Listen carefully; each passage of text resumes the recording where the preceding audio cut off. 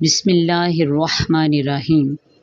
میدان کربلا میں بہت سی شہادتوں کے بعد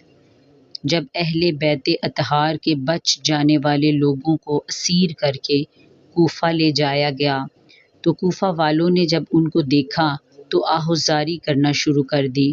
رونا پیٹنا شروع کر دیا۔ سیدہ زینب رضی اللہ تعالی عنہا نے جب لوگوں کو اس طرح دیکھا تو آپ نے ان سے مخاطب ہو کر فرمایا، اے بد نصیب کوفیو، رو رو کے اب سچا ہونے کی کوشش نہ کرو۔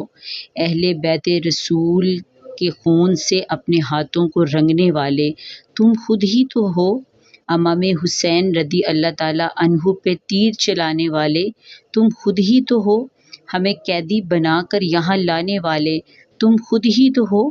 ارے بے وفاؤ، میرے بھائی کو خط لکھ کر بلانے والے تم خود ہی تو ہو، دولت کے لالچ میں یزید ابن معاویہ کے ہاتھوں فروخت ہو جانے والے اے لالچی لوگوں، بکنے والے تم خود ہی تو ہو، تم نے ہماری ردائیں چھین لی، اب تمہارے یہ آنسو جھوٹے ہیں جو ہمیں متاثر نہیں کر سکتے، یاد رکھو اب تمہارا رونا کبھی نہیں تھمے گا، تمہیں اپنی بد نصیبی اور بد کرداری پر رونا آئے گا،